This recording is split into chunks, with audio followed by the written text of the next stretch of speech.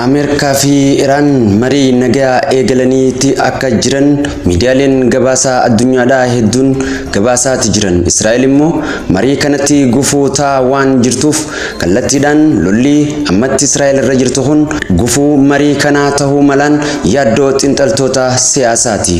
Yeroo ammaa addunyaan ija ishii gara magaalaa Islaambaad Paakistaanitti naanneessite hawwiidhaa fi yaaddoo wal makaateen bu'aa marii kanaa eeggachaa akka jirtu xiinxaltootaa fi yaadni miidiyaalee hawaasaa kallattii adda addaa irratti barreeffamu ni ifoomsa.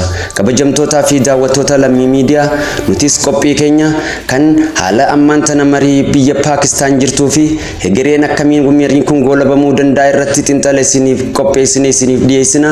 Ammaduma qophii keenyatti nu faana turaan afeerraa keenya.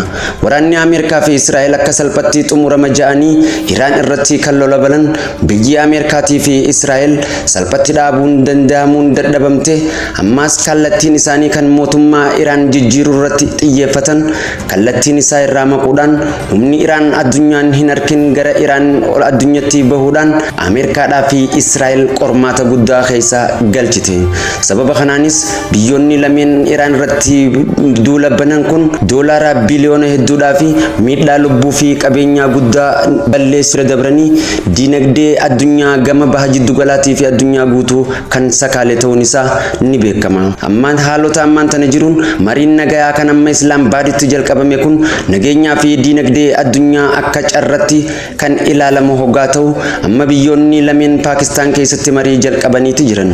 Mootummaan Iraan suuraa fi viidiyoolee bakka buutonni isaanii haala magaalaa Islaambaaditti keessatti jiran ammaa fi nageenya kallattii garaagaraatiin kan daawwataa jiran ta'uu miidiyaaleen Iraan ni hima. Mariin kun kan gaggeeffamaa jiru Paakistaan magaalaa Islaambaad hoteela beekamaa Serena Hotel jedhamu keessatti hoggaa ta'u humni nageenyaa Paakistaan naannoo san akka jabatti eegumsa guddaa godhaati jira. Qondaaltonni Iraanii fi Ameerikaa marii ammaa kana irratti kallattiidhaan yookaan ammoo face to face wal hin agarre. Bakka buutonni biyyoota lameenii Paakistaan keessatti marii alkallattii yookaan indirect gaggeessaati jiru. Dhimmoota kana irratti mootummaan Paakistaan jiddu seentummaa kanaan fayyadamuudhaan gurrii addunyaadhaa kan Paakistaanis ol kaa'aa hoggaa jiru. Paakistaan ammoo marii kana irratti kan milkiidhaan xumurtu yoo ta'e hireen Paakistaan addunyaa keessatti qabdu guddaa ta'uu addunyaan ammumarra yaadaa fi miira kallattiidhaan kan agarsiisaa jiran. Mootummaan Paakistaan gama lamaan walitti fiduun mariin kallattii akka jalqabamu tattaaffii godhaati jira. Guyyoota dhufan keessatti hooggantoota lamaan fuulaa fi fuulatti wal arguudhaan ni mari'atu jaameeti eegama. Akka hooggantoonni biyyoota lameenii wal hin agarreef waraanni Israa'el kan Libaanos irratti gaggeessaa jirtu sababa ta'uu malaan yaaddoo xiinxaltootaati. Dhimma marii kanaaf lafarra harkisaa kan jiru inni guddaan dhiibbaa Israa'el naannicha irratti uumtuudha. Iraan marii kallattiidhaa kana Ameerikaa wajjin jalqabuuf hamma Israa'el Libaanos irraa dhukaasa hin dhaabnetti nuti jila Ameerikaa wajjin fuuletti wal arguu hin qabnu ja'anii ibsa kennaniiti jiran. Gama kanaan Israa'el gufuu nageenya addunyaa ta'aa akka jirtus xiinxaltoonni yaada kennanaati jiran. Mootummaan Ameerikaa gama tokkoon Israa'el akka lola dhaabduu dhiibbaa gochaa gama biraatiin ammoo jilli GD Vance hin durfamu Iraaniin marii kallattii fiduuf yaalaati jiran. Gama biraatiin mootummaan Israa'el Benjamin Netanyahuun hamma Hizbollaa irraa guutumatti dhukaasa hin dhaabnetti ejjennoon Iraan qabdu ammas kallattii jijjiiruu malaan yaaddoo ta'us ammoo Netanyahuun akka yaada jaanitti walumaa galatti Hizbollaa guutumaan guututti ni balleessina jechuudhaan nutis lola hin dhaabnu jechuudhaan akka ibsa baase ni himama. Haleellaan isaanii itti fufeera. Kun immoo marii Ameerikaa fi Iraan amansiisuuf gochaa jirtuuf gufuu guddaa ta'eeti jira jaan. Israa'eloonni nageenya mirkaneessuuf lola kana akka filannoo tokkotti kan itti fufuun nagaan waaraa fiduuf kallattii isaa cufaadha jaan. Amma Israa'el lola isiidhaa kan baha jiddu galaa keessatti uummata muslimaatii fi akkasuma Hizbollaa Libaanos irratti oofaa jirtu amma dhaabdutti mariin kun kallattiidhaan gufachuu malaan yaaddoodhaa fi haala walxaxaa ammaan tana magaalaa keessatti mudateedha.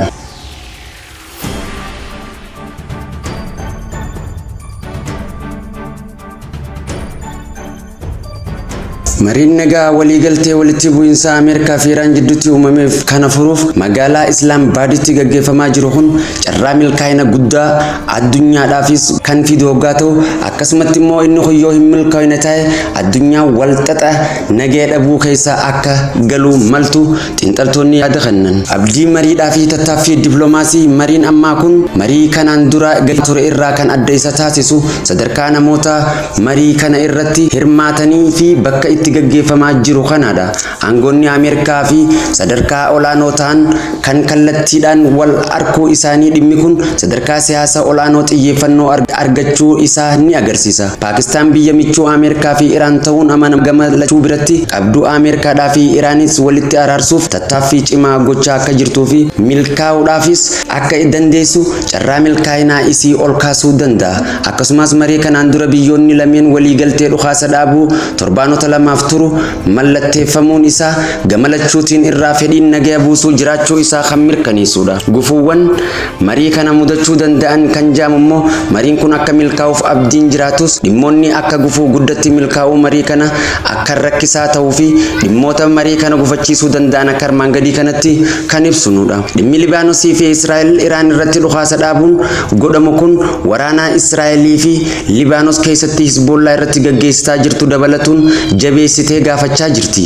Gama biraatiin ammoo Ameerikaa fi dhimma Libaanos kun dhimma Israa'el qofa akka hin taanetti kan ilaaltu Iraan gufuu guddaa marii keenya gufachiisuu danda'u jechuudhaan aktiivistootaa fi hayyoonni Iraan keessatti kallattii garaagaraatiin miidiyaaleedhaa fi miidiyaalee dhuunfaa irratti barreessaa kan jiran hoggaa ta'u guutumaa guututti Israa'el lola oofaa jirtu yoo hin dhaabne Ameerikaadhaa wajjin walii galuun hedduu ulfaataa akka ture ni himama. Nageenya galaana Hormuuzii fi diinagdeen isaa galaanni Hormuuz karaa daldala zayitaa addunyaa isa guddaadha. Ameerikaan galaanni kun tola yookaan ammoo tola akka banamu barbaaddi.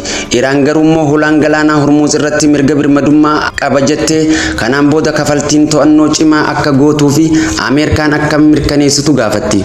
Dhimmi ulaa galaana Hormuuz kun dhimma diinagdee addunyaa irratti dhiibbaa guddaa qabu waan ta'eef Ameerikaan fedhii Iraan irratti walii galuu itti ulfaachuu malaan kan akka gufuu taajamee kaa'ame. Inni biraa ammas sagantaa niikularaa fi qoqqobbiidha. Pirezidaantiin Doonaald Tiraamp yuuraaniyeemii gabbisuun guutumatti akka dhaabduu fi murteessaa gaafattee jiru keessaa hoggaa ta'u inni garuu niikularichi tajaajila nagaatii fi waan ta'eef mirga birmadummaa isii akka ta'e ni mirkaneessiti. Iraan murtii kana akka jirtutti Ameerikaadhaan ammoo qoqqobbii diinagdee fi qabeenya isii irra keessee guutumatti akka kaaftu ulaagaadhaan waan dhiyeessiteef inni duraan dursee qoqqobbiin sun nurraa akka ka'u akkasumas qabeenya keenya kan biyya alaa jiruu fi nu duraa oggurame ejjennoo tokkoon malee akka nuuf gallakkifamu yaada Iraanii. Kanarratti Ameerikaan ammoo faallaa isaa ta'uu malaan yaaddoo marii kanatti gufuu ta'uu maludha. Biyyoota lameen yaada isaanii walitti fiduun tarkaanfii godhamaa cimee kan itti fufu hoggaa ta'u addunyaan guutuun marii wal fakkaataa xiyyeeffannoo kennaniifiiti jiran.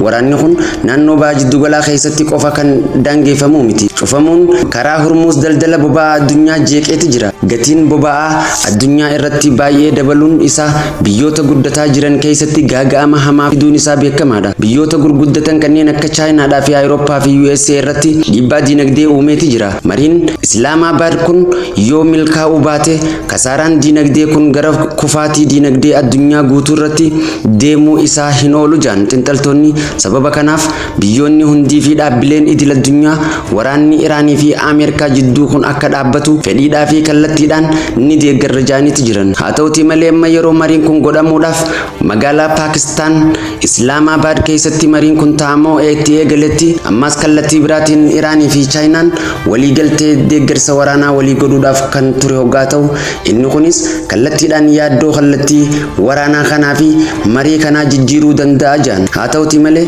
haga ammatti Iraan kallattiidhaan wanni isiin waliigaltee waraana dhaabuu Ameerikaadhaa wajjin godhaa jiru irratti abdiin mirkaniin kallattiidhaan magaalaa Islaamabaad irraa dhufe haga ammatti hin jiru. USA'n gameessiitiin waa'ee waraana Israa'el baha jiddu galeessatti itti fufuu irrattis yaadni kenname jiraachuu baatus akka xiinxaltoonni siyaasaa jaanitti Ameerikaan Israa'el keessaan waraana itti fufsiiftee Iraanii wajjin waraana dhaabuudhaaf addunyatti afaan jijjiiruu dandeessi kan jaanis osuma jiranii kan immoo tooftaalee Ameerikaan ittiin baha jiddu galaa Iraan harkaa fuutuu fi olaantummaa moo'icha waraanaa kan isii mudate kana kallattii nagayaatiin hin xumure humna kiyya agarsiiseetii waraana dhaabe booddee jechuudhaaf malaan ammas xiinxala keessa kan jirudha. Hundaafuu kanaas teessan mariin magaalaa Paakistaan Islaamabaaditti jalqabame kun yoo hin xumuramne milkiidhaan kan hin xumuramne yoo ta'e gaagaamni diinagdeedhaa fi siyaasaa Afrikaadhaa fi biyyoota addunyaa keessattuu lixaa fi USA, Israa'el, baajiddu galeessaatii fi kanneen keessatti kufaatii diinagdee qofa osoo hin taane gufaatii siyaasaa hedduudhaas fiduu akka malu ni dubbatan.